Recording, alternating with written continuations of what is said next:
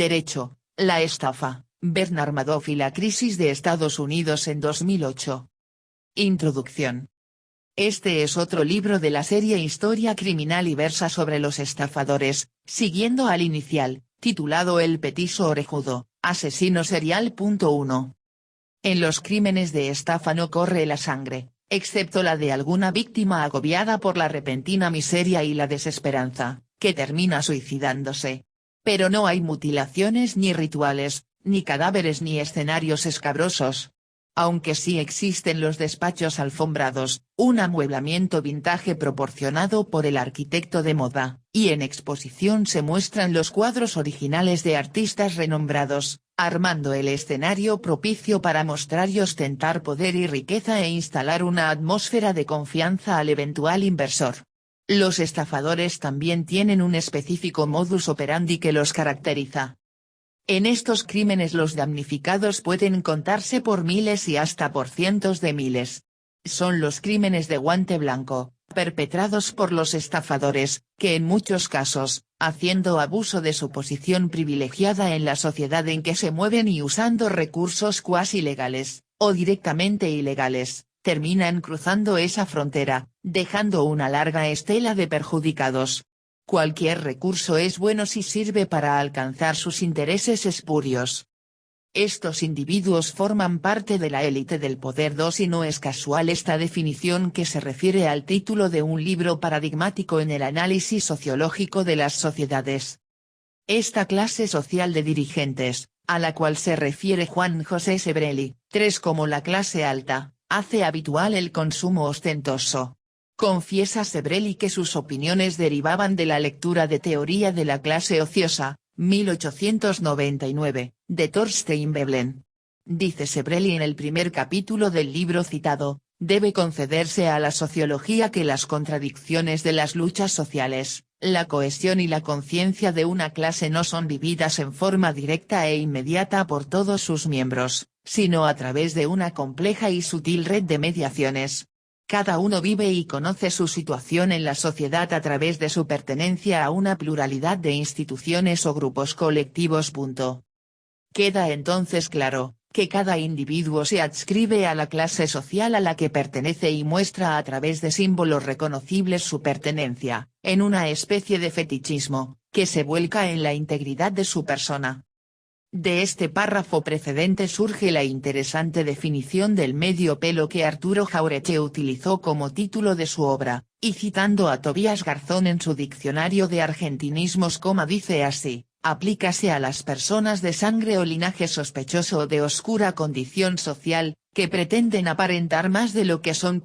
Luego, cuando se aparta de la época en que concibió la definición y se acerca a la academia, redefine de este modo, locución figurada y familiar con que Sezaure, califica peyorativamente, a las personas que quieren aparentar más de lo que son, o cosa de poco mérito o importancia. Es opinión habitual opinar que la clase alta hace sus consumos de alta gama simplemente porque puede. Creo que el concepto es, no solo inexacto sino erróneo. Debemos traer aquí a la definición de marca y posicionamiento como instrumentos de marketing. La clase alta tiene claro el concepto de pertenecer y el uso de ciertas marcas en su atuendo, su vivienda en un barrio específico, su comida y bebida, sus clubes y countries, tiene características distintivas. Una anécdota referida por Jauretche y adjudicada a Jorge Luis Borges y María Luisa Levinson es aquella donde esta última comenta en rueda de amigos, que ha nacido en la Avenida de Mayo. Y Borges objeta, signo de exclamación abierta, pero María Luisa. La Avenida de Mayo no es un lugar para nacer. Es un lugar para que discutan dos españoles. Este fenómeno social es universal, Oriente y Occidente se aunan en este concepto. La industria cultural promueve el constante, y muchas veces superfluo, consumo de mercancías. Los hombres son engañados a través de diferentes métodos de persuasión, como por ejemplo y en muchos casos, la publicidad, que los lleva a pensar que el consumo de determinados productos es el reflejo de un elevado estatus, a creer que la obtención de determinadas mercancías le permitirán alcanzar el éxito. El acceso a una gran cantidad de productos determinados, que se relacionan con el éxito, es un punto de llegada deseado por los sujetos para su felicidad. Se despierta en los consumidores el anhelo de obtener o parecerse a aquello que están viendo y que se vende dentro del mercado como productos estandarizados. Pero la realidad es que solo una pequeña parte de los hombres posee el poder adquisitivo necesario como para obtener la cantidad de mercancía que desearían. El cuerpo humano tampoco escapa a esta racionalidad, así como se masifican los productos, el cuerpo como otra mercancía más, se encuentra determinado por las significaciones y valores sociales impuestos por lo ya instituido, el cuerpo mismo está estandarizado, small, medium, large, etc.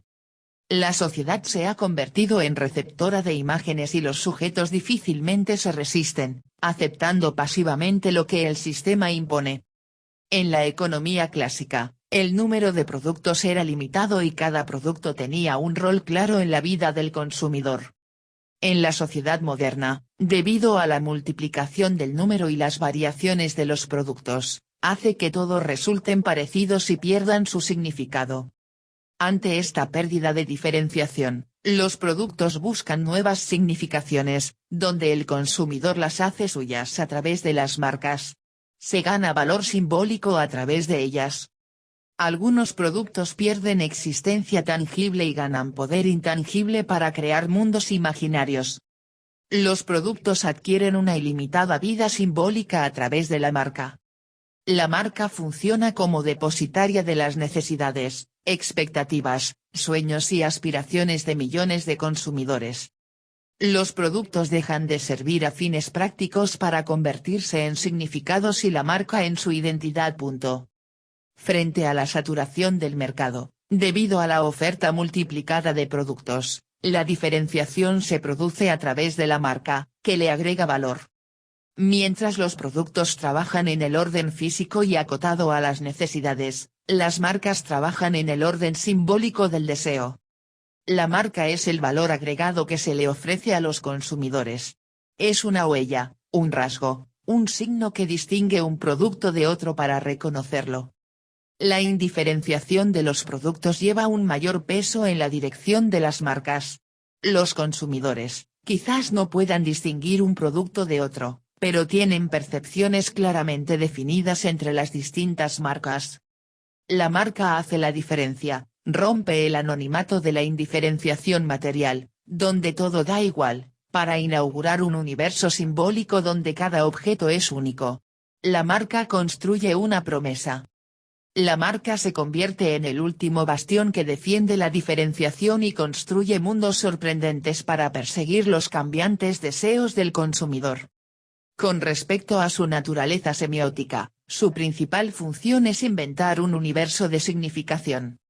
La semiótica es la disciplina que estudia cómo se crean y transmiten los significados, y precisamente, la marca es una gran máquina de producir significados, construye mundos posibles y les da un decorado atractivo, es un nombre y como tal, es un ente simbólico, que permite que el producto le hable al consumidor. También es el resultado de un sistema de relaciones y oposiciones. Tiene una naturaleza relacional, y más allá de sus características singulares, la marca es todo lo que las otras marcas no son. Obtiene su significación más por su diferenciación con otras marcas, que por la objetividad de su propio significado. Si no hubiese otras marcas con las cuales competir en el mercado, no hubiese sido necesario la identificación de un producto con una marca que le dé identidad y significado. Este posicionamiento también se debe a que cumple una función de diferenciación. Debido a la multiplicidad de productos en el mercado, que cumplen la misma función, es necesario la presencia de la marca, ya que la marca siempre marca la diferencia, como aseguraba un spot publicitario de hace décadas, sobre los cigarrillos LM, que marcan su nivel. Las necesidades subjetivas están emparentadas con los roles que cada individuo desempeña en los distintos ámbitos y circunstancias en que se mueve. El personaje desempeña sus distintos roles en el escenario conformado por su entorno y conforme con lo esperado para cada uno de los roles tomará su decisión de compra. Las marcas pasan a jugar el papel de significantes, es decir de símbolos que satisfacen las variadas formas del deseo. En ella el sujeto encuentra su completitud simbólica, que le permite verse como desea ser para los otros y no como realmente es. Cada individuo verá en el producto distintas cosas, que podrán ser prestigio, prosperidad, diversión, atractivo, instrumento de trabajo, orgullo y otras. 4. El diario La Nación, en su edición del 16 de junio de 2013, cuyo título es de por sí significativo: los chinos, cada vez más lejos de Mao y más cerca de Freud, dice, para la nueva generación, China, que conforma la pujante clase media, el psicoanálisis no es solo una ocasión de solucionar sus problemas sino también un símbolo de estatus. Este grupo se enfrenta a nuevos retos y grandes presiones, especialmente debido al crecimiento económico y la profesionalización de la sociedad. Y esta práctica no es sino otra forma de diferenciación entre clases sociales de un mismo grupo humano. Hemos dicho más arriba que el cuerpo no escapa a la racionalización por el influjo de la moda, de las marcas. En China se produce una constante migración hacia las urbes en busca de trabajo y se destacan de sus vecinos urbanos por su tez tostada, fruto de largas jornadas al aire libre bajo los rayos del sol. Eso denota baja extracción social y carencia de sofisticación. Es el estereotipo. Blancura en Asia equivale a juventud y pureza y hace atractivas a las féminas para los donjuanes orientales, por eso los habitantes de las ciudades quieren tener la piel clara, diferenciándose de los campesinos, a quienes de algún modo soslayan, o al extremo, desprecian. Esto es contrario a lo que sucede en Occidente, donde una piel bronceada es sinónimo de salud y sensualidad, cuando no símbolo externo de una clase que puede darse el lujo de la ociosidad. Este concepto de clase está siendo tomado por la cultura asiática entre los nuevos ricos, adoptando el criterio de que la piel bronceada es signo de estatus y no motivo de vergüenza. 5. Beijing y Shanghái ya son paraísos en la oferta de todo tipo de artículos y las tiendas están divididas en 3 niveles perfectamente diferenciados. Las tiendas de las grandes marcas internacionales, ubicadas en los shopping center y calles importantes, con iguales precios que las tiendas europeas o estadounidenses, para los ricos.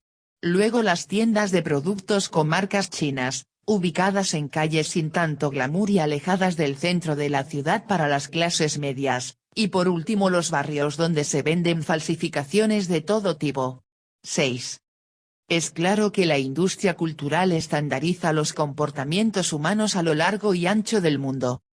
Volviendo a nuestro tema central, que es el delito de estafa, se puede presumir que muchas víctimas han sido apenas honestos trabajadores o sencillos jubilados que han confiado sus modestos ahorros a un banco o financiera. En otros casos, los inversores engañados son gente de fortuna, que aconsejados por incautos o cómplices que han caído previamente en sus redes, mueven a participar a sus amistades, conocidos o clientes de su círculo social o de negocios. Entre esos casos se encuentran los Madoff y Stanford, de los que me ocuparé, como así de bancos e instituciones financieras supuestamente intachables, que con su silencio, ignorancia o ineptitud han jugado presuntamente el papel de cómplices. Pero pretendo mostrar un panorama más completo y por eso haré un acercamiento a los estafadores, sus cómplices y sus víctimas, porque en cada uno de estos estamentos hace falta que conjuguen distintos aspectos conductuales. En síntesis intentaré una suerte de victimología sobre ellos. No es casual que Estados Unidos tenga un lugar privilegiado en el podio de los criminales de sangre y de guante blanco y tampoco lo es que New York sea el paradigma de esos delitos, porque ahí es donde se vislumbra el éxito y el fracaso, la riqueza y la miseria. No podría hacer una mejor descripción de New York que la realizada por Dominique Lapierre y Larry Collins 7 en su novela situada en ese territorio donde cuenta cómo es amenazada por una bomba atómica colocada por seguidores del coronel Gaddafi. El estridente alarido de una sirena de ambulancia desgarró la mañana temprana con la siniestra música que componía ordinariamente el fondo sonoro de las calles de New York. Leila Dahani vio desaparecer el vehículo anaranjado halo de Columbus Circle y apretó el paso en dirección a su hotel. Algunos deportistas madrugadores trotaban ya sobre la crujiente nieve de Central Park. Unos basureros echaban las bolsas de desperdicios en los chirriantes depósitos. Transeúntes de rostros abotagados por el sueño caminaban apresuradamente hacia las bocas del metro de la Octava Avenida. Un portero barrigón paseaba los caniches enanos adornados con cintas, de una inquilina de su casa. La avenida se animaba. Algunos automóviles traqueteaban entre los chorros de vapor que formaban nubecillas sobre el asfalto. Eran las 7 de la mañana del lunes 14 de diciembre, en la ciudad que Muammar Gaddafi quería destruir. Desde las tristes ciudades dormitorios de Queens hasta los rascacielos residenciales que dominan Central Park, desde las coquetonas villas de madera de Staten Island hasta los sórdidos guetos negros y puertorriqueños de Harlem, desde los barrios de barracas del Bronx hasta las callejuelas verdeantes de Brooklyn Heights y de Greenwich Village, los 10 millones de rehenes de los 5 boroughs de Nueva York se preparaban para vivir una nueva jornada. Como última expresión de la eterna vocación del hombre a agruparse en comunidades, la loca y fabulosa metrópoli a la que pertenecían era única.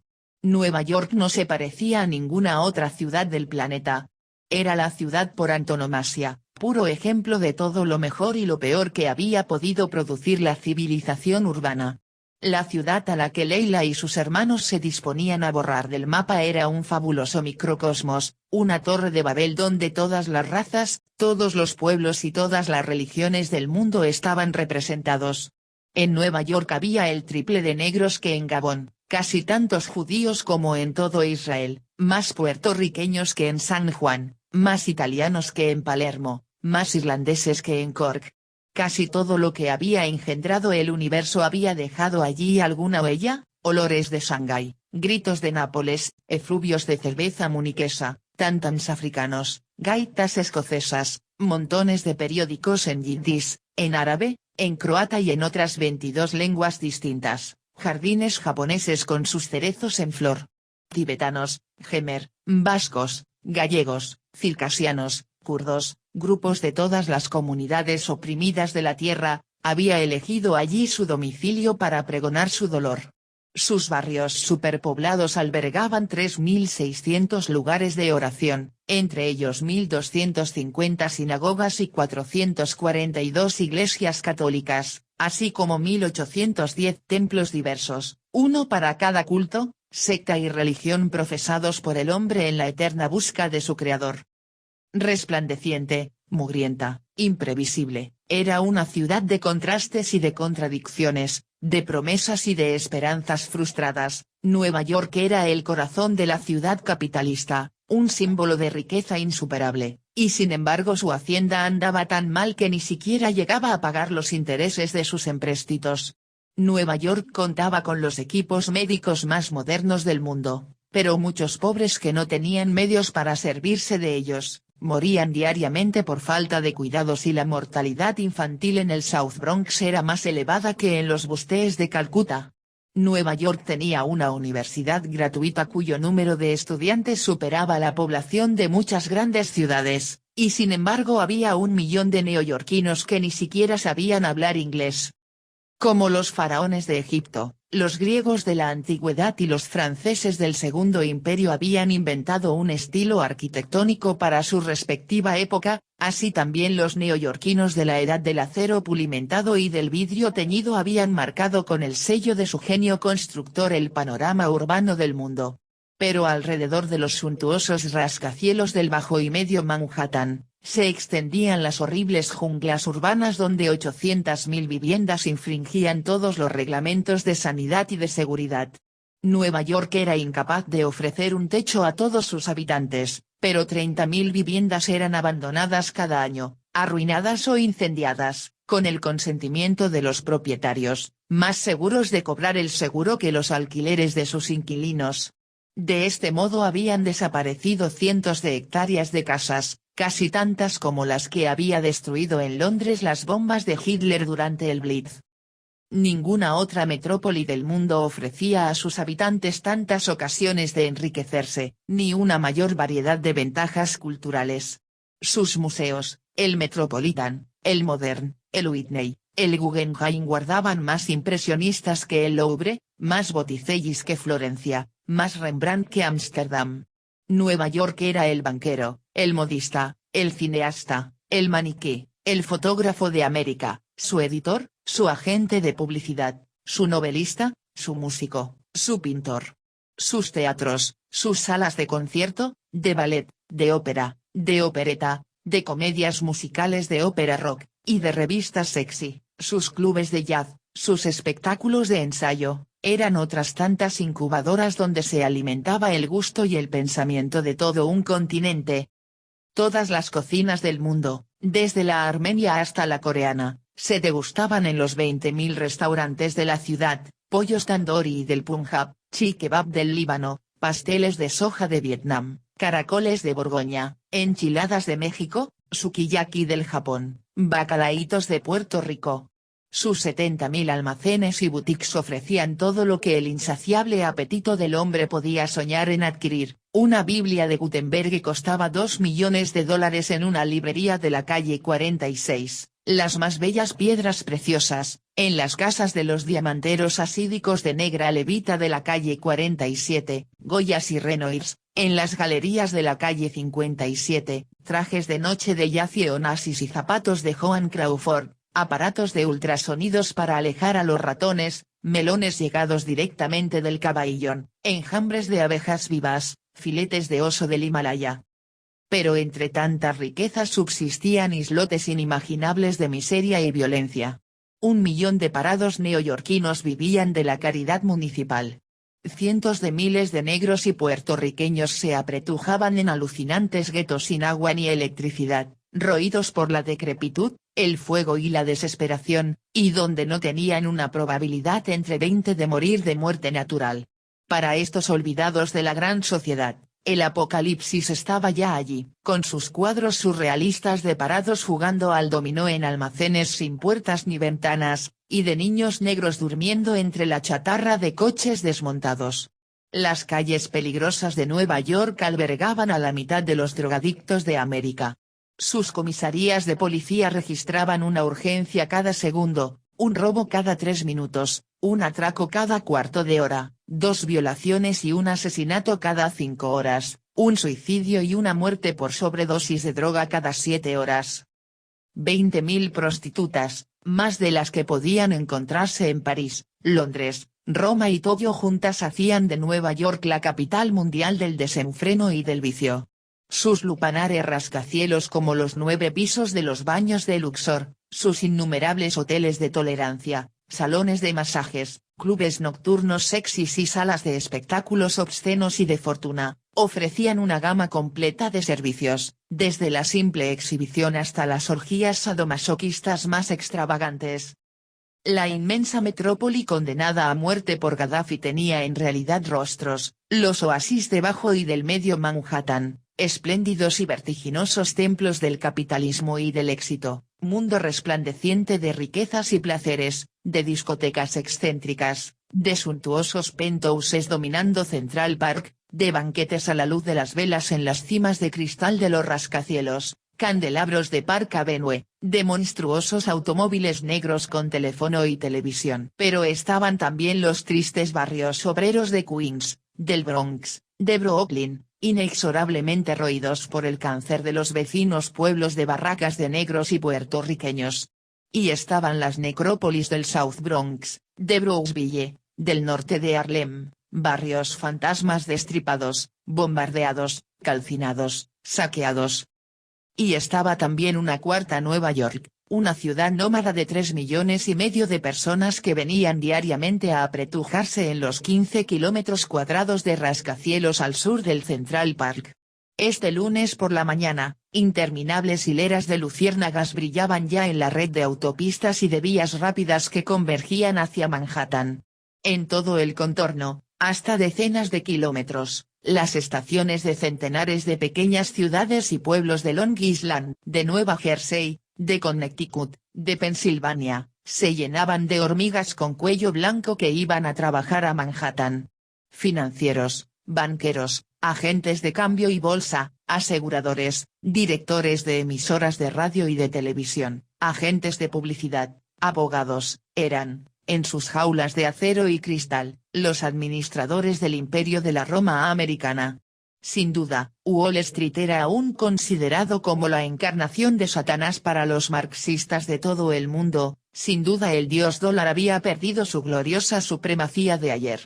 Pero el estrecho cañón seguía siendo el centro financiero del planeta. Los ocupantes de sus oficinas discutirían, este lunes de diciembre, la concesión de préstamos a los ferrocarriles franceses, a la Compañía de Aguas de Viena, a los transportes públicos de Oslo, a los gobiernos de Ecuador, de Malasia y de Kenia. La suerte de las minas de cobre del Zaire y de estaño en Bolivia, de los fosfatos de Jordania, de la cría de corderos de Nueva Zelanda, de las plantaciones de arroz tailandesas, de los hoteles de Bali, de los astilleros griegos, dependerían igualmente de las decisiones que se tomen ahora en las oficinas de dos de los tres bancos más grandes del mundo, el First National y el Chase Manhattan. A partir de las 10, las palpitaciones del Stock Exchange y de las bolsas de comercio influirían en la economía y, en muchos casos, en la política de los estados del mundo entero.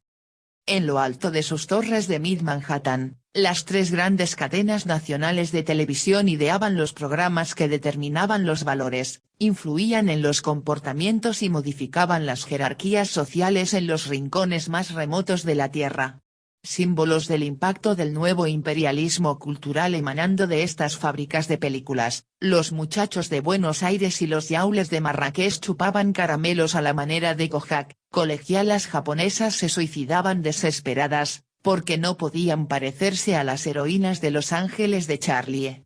No lejos de allí se hallaban las ciudadelas de los profetas de la sociedad de consumo, las agencias de publicidad de Madison Avenue. Ellas difundían en el mundo entero los beneficios materiales y las angustias espirituales que caracterizaban el American Age. En fin, Nueva York era la capital de las naciones del mundo. Sobre la orilla del East River se elevaba el magnífico paralelepípedo de cristal, compacto y liso como un espejo, donde las Naciones Unidas habían establecido su domicilio. 5.000 funcionarios permanentes y 15.000 delegados venidos de todas partes seguirían discutiendo este lunes los problemas mundiales, trabajarían en la elaboración del nuevo orden económico internacional que esperaban sus pueblos. Los 10 millones de neoyorquinos representaban la colectividad más segura, más capaz, más influyente del planeta. Unos magníficos rehenes para el austero y fanático beduino empeñado en purificar el mundo por medio de la tecnología de la que habían sido los soberbios inventores y seguían siendo los dueños. Elocuente. La crisis financiera de Estados Unidos en 2008 fue el fruto amargo de la corrupción del sistema financiero y su traslado nefasto a otros países afectó en todos los casos a bancos, fondos de inversión, organizaciones no gubernamentales y hasta a particulares, radicados tanto en el país de origen de la crisis como en Europa, Latinoamérica y Asia. Esa crisis financiera de Estados Unidos, que tuvo entre otros orígenes la burbuja inmobiliaria, también se encuentra en la codicia de los operadores de Wall Street, la connivencia con analistas de crédito y calificadoras de riesgos, gurúes financieros, organismos de control como la SEC, Securities and Exchange Commission, y un gobierno que hizo caso omiso de advertencias y señales, que preanunciaban un futuro negro de alcances impredecibles, y como siempre, poblado de víctimas, algunas de ellas totalmente inocentes. También Argentina tiene casos renombrados, como el Banco Patricios, el Mayo, Intercambio Regional y otros. Sin embargo la estafa, que no es sino otra forma de robo, junto con su socia indispensable, que es la corrupción, no tiene fronteras y se repiten los casos, obviamente, no solo en Argentina, sino especialmente en Estados Unidos, pero también Francia, Gran Bretaña, España, Grecia, Suiza y otros países europeos, asiáticos y africanos como Nigeria.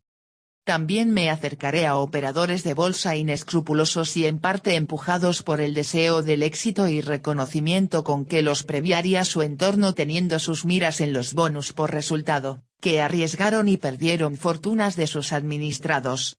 Como dijo un espectador cercano del mismo medio, Si hubiesen tenido éxito serían aplaudidos por sus pares y ascendidos al penthouse de las casas matrices, donde se pavonea el éxito entre los simbolismos del prestigio. Entre esos operadores, a título individual, que fracasaron, pero que les hubiera cabido el Olimpo si hubiesen tenido éxito, se encuentra Nick Leeson, el inglés que hizo quebrar a la banca Baring Brothers, y Jerome Kerviel, que le hizo perder 4,9 mil millones de euros a la Societe Generale. De ellos nos ocuparemos brevemente en el transcurso del relato. Lo que es común a todos ellos es que han sido victimarios a través de estafas, perfectamente elaboradas y premeditadas por estos delincuentes de guante blanco. En general, los casos que desarrollaré aquí no han terminado bien para algunos pocos de los delincuentes, pero es lamentable decirlo, tampoco para las víctimas, que en su mayoría siguieron despojadas de sus bienes. Tanto la avaricia como la codicia son comúnmente los iniciadores de esa actividad ilícita, aunque pasados ciertos límites dan paso al deseo de poder, acompañados de una significativa dosis de inescrupulosidad, desprecio por los futuros perjudicados y un gran ego, que por añadidura los termina, muchas veces, destruyendo. El poder es impunidad, dijo Alfredo Yabrán en una entrevista con Mariano Grondona. Y es verdad. Nos acercaremos al lavado de dinero, de origen ilícito, sea proveniente del narcotráfico, el contrabando de armas, el desvío de fondos públicos por funcionarios de gobierno corruptos, o la común evasión fiscal. La ayuda de los paraísos fiscales, que prestan una aceitada infraestructura para el blanqueo de estos fondos, se complementa con otros países que son proclives a las operaciones dudosas, y que circulan por distintas plazas como Islas Vírgenes, Caimán, Jersey y Guernsey, todas británicas, Hong Kong, Bahamas, Antigua, Panamá, Isla de Man, y muchas otras, con el objeto de confundir, desviar y hacer difícil o prácticamente imposible su seguimiento, siendo el destino final de esos dineros generalmente Suiza o Luxemburgo, donde reina el secreto bancario. Esos paladines de la seriedad que son los bancos suizos, han sido y son, para mi gusto, también paladines de la hipocresía y la deshonestidad.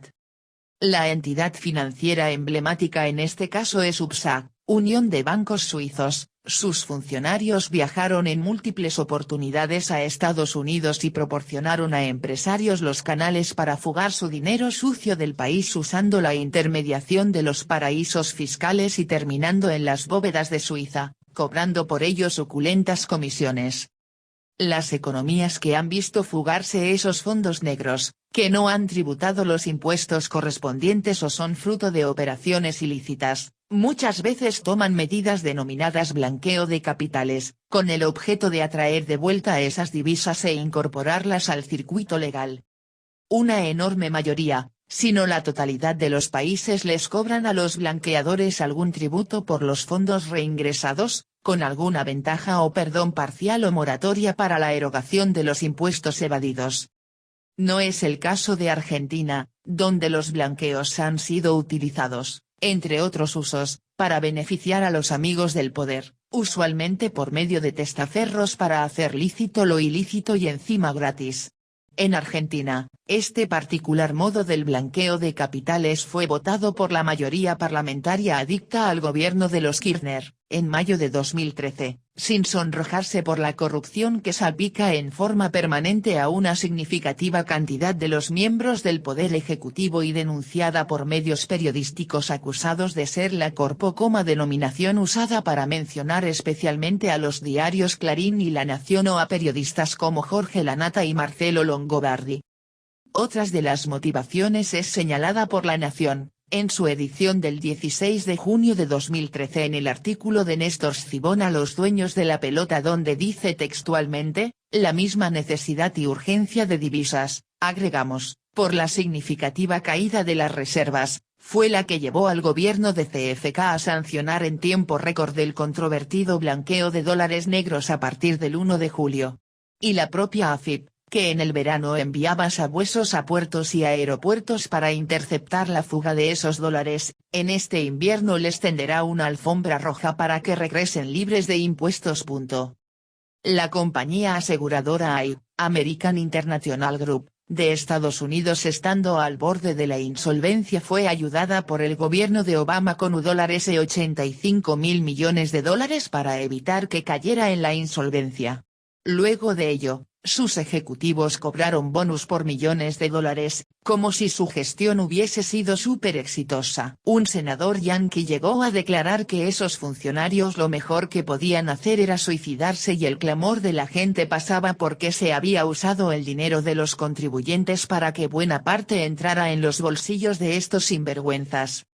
Similar opinión tenemos una mayoría de los argentinos cuando la expresidente Cristina Fernández aumentó su patrimonio, según sus propias declaraciones juradas de impuestos en un 1000%, en 10 años.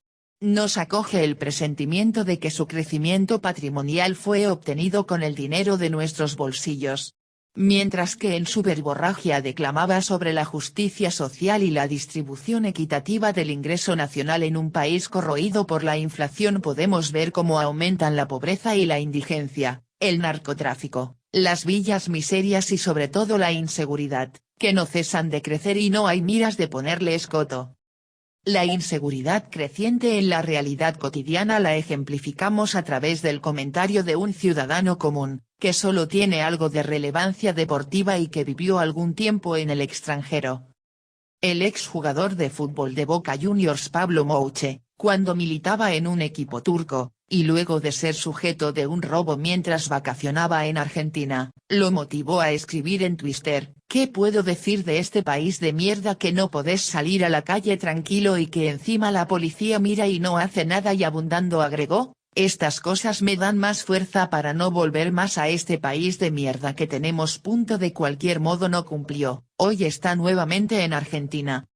No tendré reparos en hacer numerosas citas a lo largo de este ensayo, y otra vez usando palabras de Sebrelli, que hago mías y repito: admito el destacado lugar que he reservado en mi obra a la de los otros y lo reivindico como una actitud contraria al mito romantizante de la originalidad pura.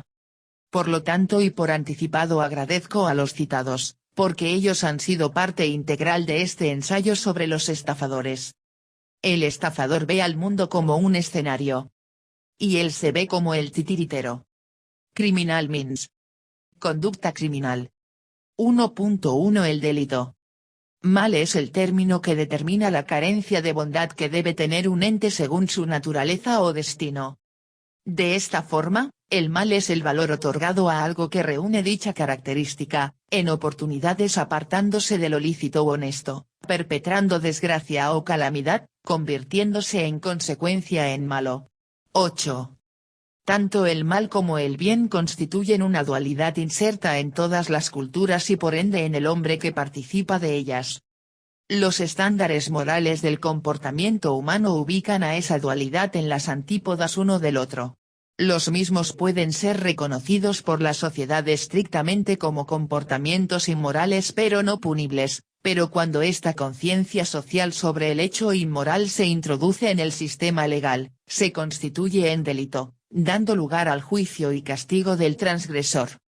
El bien y el mal pueden ser atribuidos a Dios, la naturaleza, al rey u otras instituciones como los gobiernos, pero sin importar la fuente, las sociedades tienen naturalmente una valoración natural del significado de ambos conceptos. Por ejemplo, el filósofo alemán Friedrich Nietzsche analiza los conceptos de bueno, malo y malvado desde el punto de vista etimológico y llega a la conclusión de que la distinción entre el bien y el mal es en sus orígenes, meramente descriptiva, haciendo una valoración neutra e historicista entre los privilegiados, los amos, y los inferiores, los esclavos. La aparición de la oposición entre bueno y malo surge precisamente cuando los esclavos se vengan convirtiendo los atributos de la supremacía en vicios, según su visión clasista de la sociedad. También define a la soberbia, condición que existe claramente en los estafadores, como una virtud elevada, propia de hombres superiores, la cual conduce a una honestidad absoluta consigo mismo, valentía y superación constante, siempre buscando estar por encima de los demás y no ocultarlo ante nadie. 9. Cuando aparece el Estado moderno, las instituciones y estructuras que van a actuar sobre la cuestión penal constituida por el delito, el juicio y la pena viabilizado a través de las burocracias judiciales, nace la criminología. A partir del siglo XIX comienza la independencia del poder político de las instituciones burocráticas judiciales y la cuestión criminal se centra en el autor del delito y concomitantemente aparece el estudio del delincuente y el comportamiento criminal. El delito será definido como una conducta, acción u omisión tipificada por la ley, antijurídica, por ser contraria a derecho, culpable y punible. La palabra delito deriva del verbo latino delinquere, que significa apartarse del camino de la ley y es el objeto de estudio de la criminología. Si nos preguntamos qué es criminología, me remitiré a la definición que toma Anitua del libro Principios de Criminología de Edwin Sutherland en su edición de 1955, donde dice que la criminología es el cuerpo de conocimiento que observa al delito como un fenómeno social. Incluye dentro de sus objetos, los procesos de hacer leyes, de quebrar leyes y de reaccionar sobre quienes han quebrado las leyes. Ahí hace su presencia el criminólogo. El objetivo final del criminólogo, y del que trabaja en las ciencias penales, será el de reducir el total de la violencia en una sociedad para de esta forma mantener un orden más justo y del que se pueda predicar legitimidad, y con ella una adhesión a través de la satisfacción de los individuos que componen la sociedad. 10.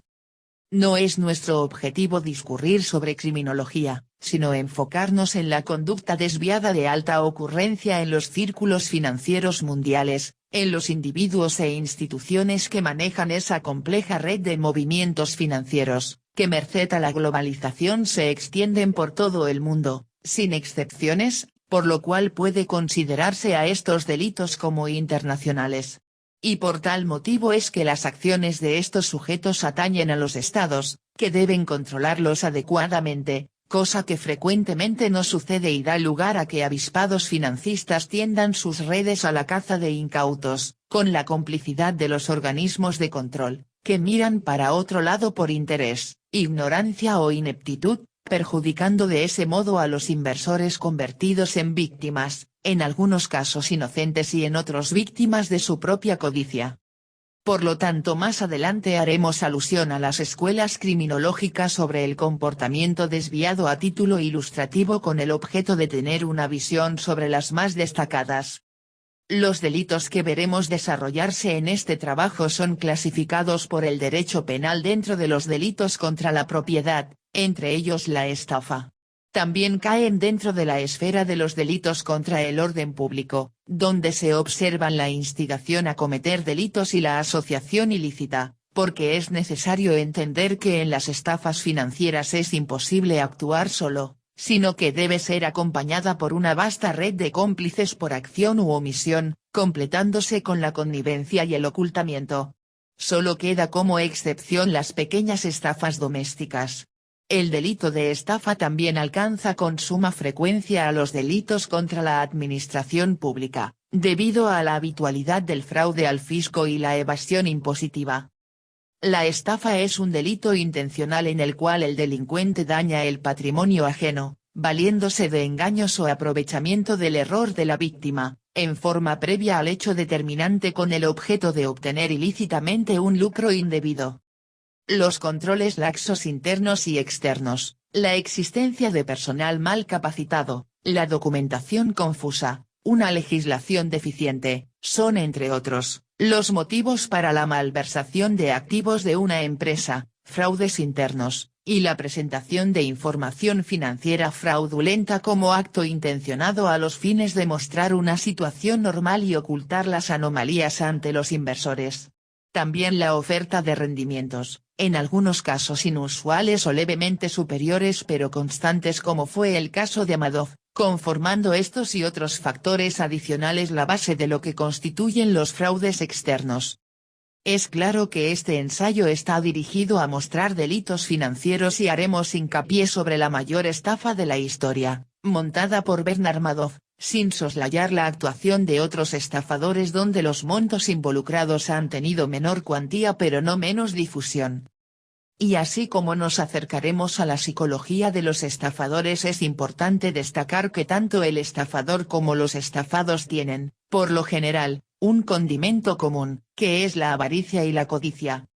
La avaricia es el afán o deseo desordenado y excesivo de poseer riquezas para atesorarlas, mientras que la codicia tiene los mismos componentes, pero puede no tener como fin último el atesoramiento, sino por el contrario el consumo ostentoso que permite el dinero mal habido. La codicia utiliza variados vehículos para el logro de los fines como la deslealtad, la traición deliberada, la estafa, el engaño, para obtener un beneficio personal. Es la atracción de la opulencia lo que lleva a decir a Gordon Gekko, protagonista de la película Wall Street, la codicia es buena. La codicia funciona. Ese paraíso terrenal de los bienes materiales es acicateado por la publicidad explotando nuestros sentimientos de insuficiencia que se convierte en una esclavitud permanente y dando razón al aforismo de Schopenhauer, la riqueza material es como el agua salada, cuanto más se bebe, más sed da. El economista norteamericano George Lowenstein, estudioso de la disciplina conocida como comportamiento económico, que estudia la influencia que tiene la psicología sobre la economía y esta sobre la conducta y actitud de los individuos y organizaciones, manifiesta que cuando los individuos son víctimas de la codicia entran en una carrera por lograr y acumular poder, prestigio, dinero, fama y riquezas materiales. Una vez cruzada esa frontera tienden a repetirlo constantemente, encontrando siempre una excusa para justificar su decisión y actos corruptos. Refuerza su decisión que otros lo hacen. Una vez que ascienden la escalera que creen les conducirá al éxito y la felicidad, comienzan a ser esclavos del miedo a perderlo todo, se vuelven inseguras y desconfiadas, aislándose de la sociedad, con lo que su desconexión emocional aumenta y su nivel de egocentrismo se multiplica. 11. Decidir es un proceso donde la persona selecciona la opción entre varias alternativas de acción, la meta que pretende alcanzar con sus acciones, sus preferencias, los criterios que utilizará para seleccionar, la estrategia que elegirá para alcanzar sus objetivos, los recursos de que dispone, la situación del entorno que lo rodea, y por supuesto, el resultado, que conlleva un cierto grado de riesgo e incertidumbre. Además, juegan su papel la libertad y el tiempo disponibles para evaluar las distintas opciones y son factores determinantes en el proceso de decisión. 12. La respuesta a los problemas generalmente se basa en experiencias pasadas, que han formado patrones de comportamiento dominantes llamados estereotipos y están cargados de emociones, porque es ineludible que estamos, en buena medida, influenciados por nuestras emociones. Riccardo Maliani, filósofo, responde a esta pregunta: ¿qué modos de relación entre lo racional y lo emocional podemos concebir? De la siguiente manera, hay diversas formas de relación. Una de ellas sostiene que la única orientación o vía para lo emocional puede estar en la razón, de modo que la emoción se tiene que subordinar a la razón. Pero, por otro lado, si la razón no tiene un combustible emocional, por así decir, no funciona. Una razón totalmente fría se queda en lo puramente formal y no tiene verdadera fuerza racional. Y si la razón práctica es una razón que tiende a pelearse con el conflicto, entonces también necesita de ese combustible que solamente le puede dar la vía emocional. 13. Ante nuevas situaciones los estereotipos nos sirven de orientación, por lo cual el proceso de decisión se hace más complejo y aporta mayor ansiedad, porque obliga al individuo a salir de su zona de confort para analizar un escenario desconocido. El ahorro de energía del cerebro a actuar con información registrada, en base a impresiones, tendencias, estimaciones, recuerdos, datos e ideas iniciales no tiene lugar y la ansiedad proviene de enfrentar situaciones sobre las cuales no tenemos sino un control parcial o en suma aleatorio. Decidir es complicado porque una alternativa descarta la otra. Es un juego de suma cero, donde hay un ganador y un perdedor. Cuando se decide un camino se descarta el otro y nuestra zona de confort se ve amenazada frente a lo nuevo, donde hay que poder tolerar la ambigüedad, la inconsistencia y la incertidumbre. Es verdad que era difícil sospechar de Madoff. expresidente del Nasdaq, pionero de las contrataciones bursátiles electrónicas y una reputación de mago en negociaciones de valores. Madoff interpretó dos de nuestras debilidades más serias como inversionistas y como seres humanos. Como inversores amamos creer en los magos del mercado que tienen el secreto de ganar dinero en cantidad. Ese secreto no existe, pero preferimos creer que sí. Como seres humanos amamos los símbolos del estatus y Madoff era uno de los máximos exponentes del estatus. Invertir con él daba lustre, evidenciaba la fortuna que el inversor tenía y su superioridad sobre los demás. Así como todo experto en marketing sabe que el contexto y la presentación influyen en nuestras decisiones, los economistas están acercándose a nuevas herramientas científicas sobre la ilusión y el premio en su aspecto económico. La nueva tecnología aspira a rastrear la actividad de las neuronas y su influencia de las emociones sobre nuestras decisiones económicas, como por ejemplo las inversiones. Los neuroeconomistas citan al estado de excitación positiva como el estado en que los seres humanos piensan en los presuntos beneficios a obtener y a la sensación de riesgo. El éxito es acompañado por la excitación ante el triunfo.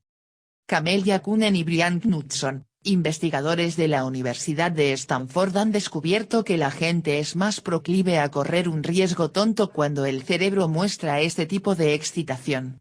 14. Pero cuando en términos de costos usa otros módulos cerebrales y se vuelve más ansiosa y teme a riesgos ambiguos con probabilidades inciertas. No toda la neuroeconomía se basa en aparatos sofisticados dentro de un laboratorio.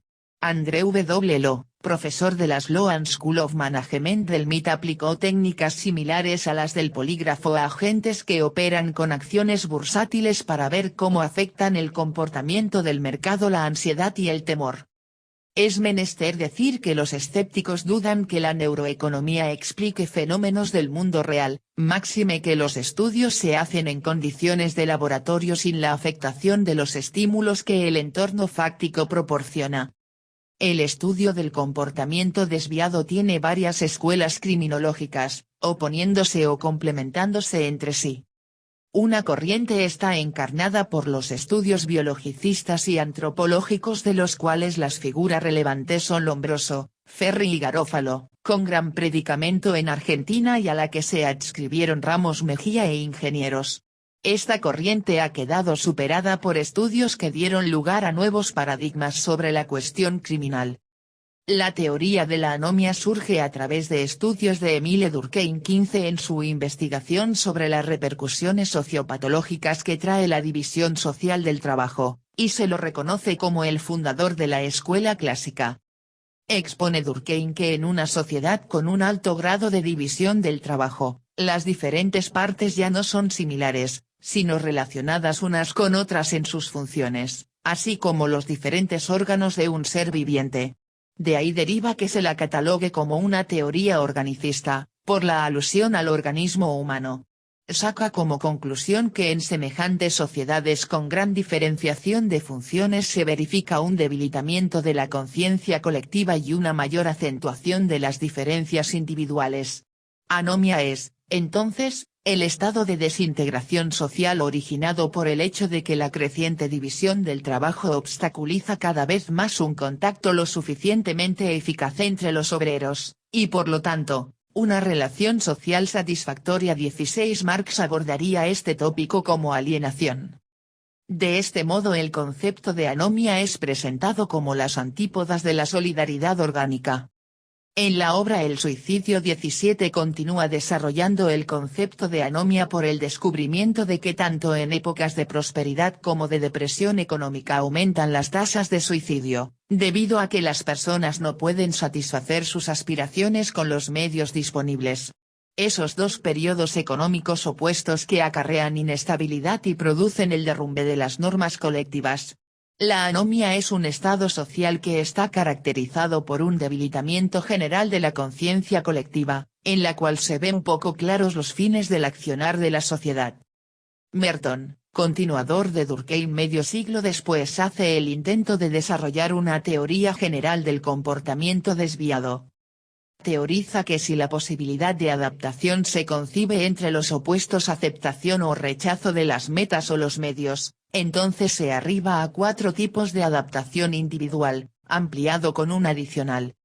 El primer tipo de adaptación es el conformismo, el segundo es el tipo de la innovación que está caracterizado por una significativa adscripción en la cultura occidental al éxito, el estatus, el trabajo y el poder. Como es obvio que estas metas no pueden ser alcanzadas por la totalidad de los integrantes de la sociedad, promueve la utilización de medios ilegítimos para obtenerlas y considera a este tipo como el más cercano al crimen. El tercer tipo propuesto por Merton es el ritualismo, donde se produce una reducción o abandono de las metas culturales a favor de la conservación de los medios institucionalizados. Cuando hay un rechazo a las metas culturales como a los medios institucionalizados, se habla del tipo en retirada y que es identificado con los outsiders, marginados, lumpen, psicópatas, vagabundos, etc. El quinto tipo adicional está constituido por el tipo en rebelión. En este último caso se produce los dos rechazos mencionados en el tipo en retirada, pero que los hace buscar y aspirar a una nueva, profundamente modificada, estructura social. Edwin Sutherland, 1883-1950, a quien hemos citado anteriormente, sociólogo de la Escuela de Chicago.